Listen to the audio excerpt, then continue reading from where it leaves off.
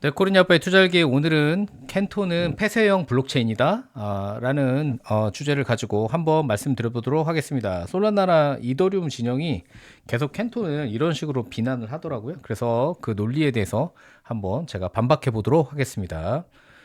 네, 코리니 아빠의 투자일기는 인문학적 추론 영역이니까 절대 투자의 기준으로 삼지 말아주세요. 자, 이 폴 베런이라는 분 지난번에 유발루즈하고 인터뷰를 했었잖아요. 이번에는 레베카 레팅이라는 분, 이분이 법률가 출신인데 솔라나를 좀 대표하는 자기 이익하고 관련돼 있는데 이제 솔라나 진영의 대표자로 나와서 이제 캔톤을 까더라고요. 그래서 기관 투자자들은 솔라나를 선호하는데 이제 캔톤이 솔라나와 이더리움을 막 견제하고 있다. 네, 그래서 결국에는 기관의 선택을 개방성이 좋은 솔라나가 받을 것이다. 라는 주장을 하는 겁니다. 자, 한번 이분의 논리를 한번 따라가 볼게요.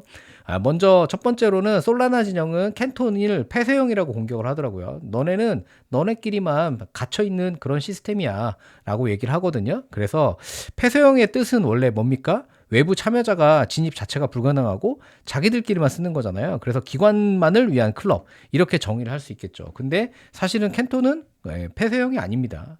캔톤의 실제 구조는 허가형이죠.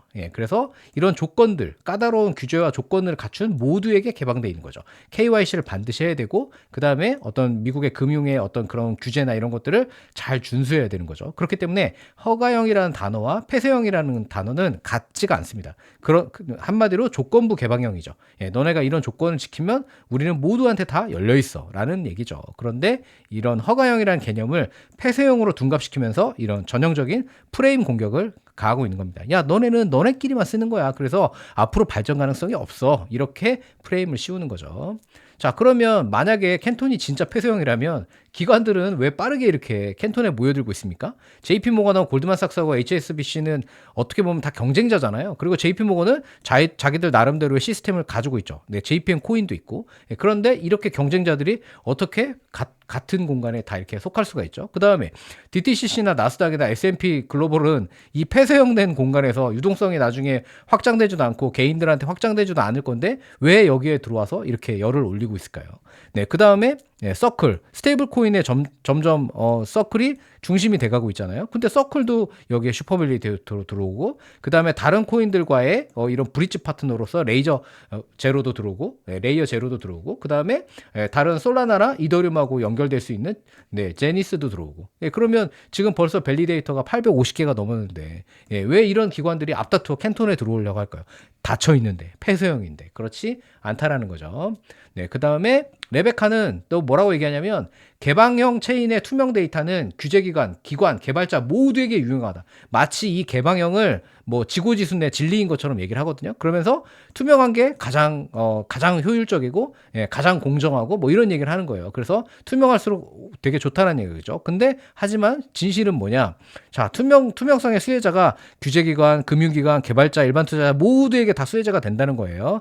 물론 이것도 다 참은 아니죠. 왜냐하면 금융기관이 자기 포지션이 노출되는 게 뭐가 그렇게 좋겠습니까? 그러나 위험성, 동시에 투명한 대상이 해커도 당연히 항상 해킹의 위험이 더 높아지겠죠. 왜냐? KYC 이런 게 없으니까. 그 다음에 프론트러너라는 건 뭐냐면 이렇게 기다리고 있다가 다른 사람이 이렇게 거래할 때 더 빠른 속도로 해가지고 그 사람의 포지셔닝을 채가는 걸 프론트러너라고 합니다. 그 다음에 샌드위치 공격자는 우리가 뭔가 매수를 할 때 위아래에서 이렇게 우리를 눌러가지고 뭔가 이렇게 아래에서 밀어 올려가지고 비싸게 사게 만들고 비싸게 산 다음에 자기네 거 바로 팔아버리고 뭐 이런 것들이에요. 그 다음에 맨풀 감시보시라는 거는 우리가 뭔가 거래를 할 때 잠깐 이렇게 거래가 안 돼서 대기하는 공간 있잖아요. 그 대기하는 공간을 봇들이 AI가 이렇게 지켜보고 있다가 우리보다 먼저 빨리 그걸 채가는 거를 이제 맨풀 감시보시라고 합니다. 그래서 얘네들도 다 투명한 데이터를 다 보고 있는 거죠. 그래서 개방성은 모두에게 평등하죠. 선한 행위자에게도 악한 행위자에게도 모두한테 다 평등합니다. 그렇기 때문에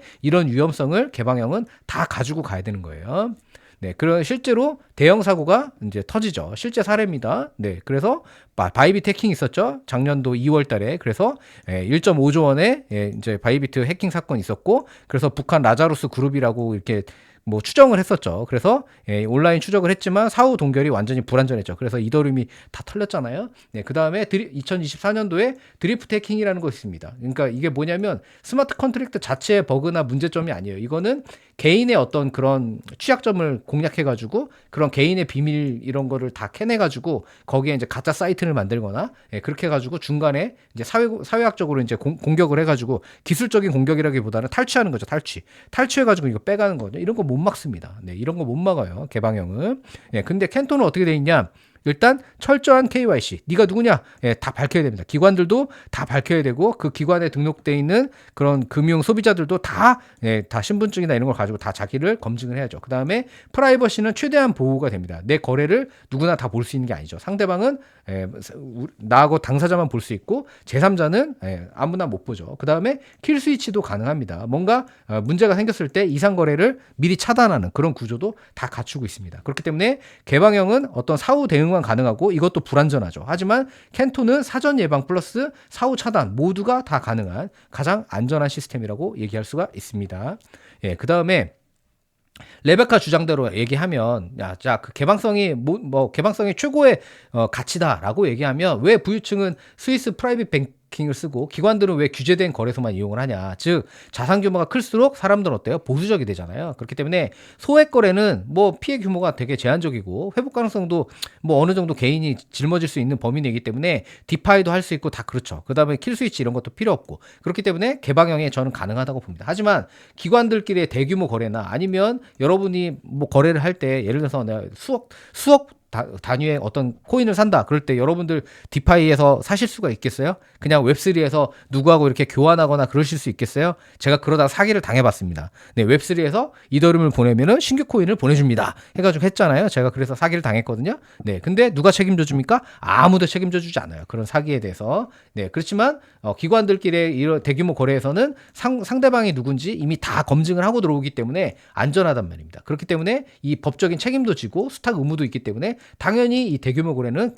이런 안전한 허가형을 선택할 수밖에 없는 거죠. 그 다음에 킬 스위치도 있죠. 만약에 어떤 게 사기 거래다라고 얘기하면 자금을 동결시키거나 아니면 나중에 그걸 회수하거나 얼마든지 그럴 수 있는 거예요. 그 다음에 이런 인프라가 그렇기 때문에 캔톤의 허가형이 기관 대규모 거래에는 가장 적합하다, 가장 안전하다라고 얘기할 수 있습니다. 제가 사기당했던 게 바로 바이낸스의 웹3 거래입니다. 웹3 거래 개방형.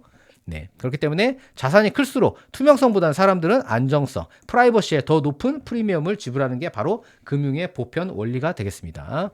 그리고 또 한 가지는 개인 만약에 이게 폐쇄형이라면 왜 개인들을 위한 그 앱이 줄줄이 캔톤 위에 올라오고 있나 이런 질문을 해봐야죠. 왜냐하면 개인 지갑이 지금 캔톤에 계속 올라오고 있습니다. 이게 피처드 앱으로 해가지고 캔톤에 다 들어오고 있죠. 그리고 캔톤은 그런 앱들한테 62%의 그 민팅을 다 이제 선 배분을 하고 있습니다. 그래서 C8 밸리 지난번에 저희가 한번 다뤘었죠. 네, 발음이 굉장히 한국 사람한테 인상적인 이런 다양한 그 개인 지갑들이 지금 캔톤 위에 다 올라오고 있습니다. 그래서 이런 하드웨어 지갑부터 소프트웨어 지갑까지 개인 지갑들이 다 올라오고 있다. 이게 기관이 쓰는 겁니까? 다 개인이 쓰는 거지.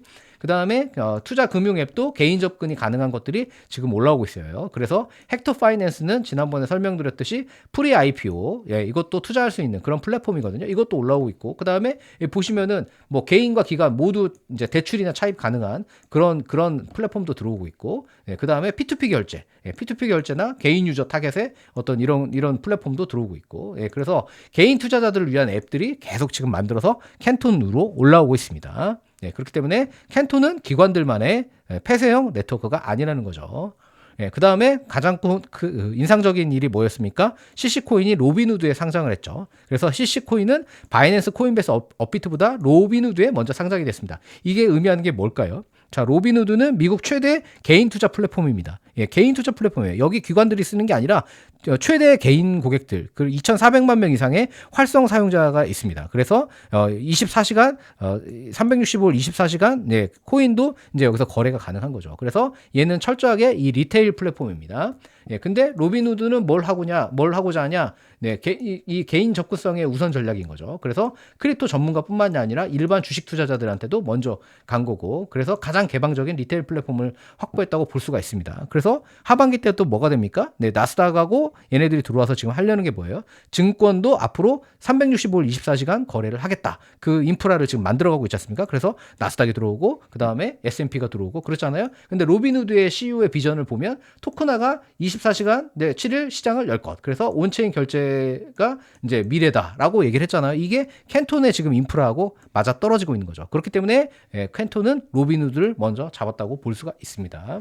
네, 그 다음에 다시 한번 체크를 해보자면 솔라나 진영이 이렇게 주장을 하는데, 자, 솔라나 캔톤은 폐쇄형이다. 네, 왜곡된 거죠. 캔톤은 폐쇄형이 아니라 허가형입니다. 허가형. 그래서 어떤 규제나 이런 KYC를 통과하면 모든 기관이나 모든 개인들이 다 참여가 가능합니다. 그 다음에 솔라나는 개방형 투명성이 모두에게 유용하다라고 얘기하지만 굉장히 과장된 거죠. 모두에게 유용하다. 해커한테도 굉장히 유용합니다. 예, 그 다음에 솔라나가 뭐 킬 스위치 이런 거는 불필요하다라고 얘기하지만 이것도 굉장히 위험하죠. 왜냐? 예, 이런 대규모 해킹 사건이 막 벌어지고 있잖아요. 그렇기 때문에 반드시 이런 안전장치가 필요하다라고 볼 수 있고, 그 다음에 솔라나가 기관에 더 적합하다. 이건 거의 왜곡에 가깝죠. 네, 지금 솔라나에 관련된 기관이 얼마나 되는지, 거기에 올라가 있는 RWA가 얼마나 되는지 여러분들 한번 조사를 해보시면, 근데 캔톤 위에 올라가 있는 기관들 엄청나죠. 네, 엄청납니다. 줄 서 있습니다. 네, 그래서 오늘의 결론은 뭐냐?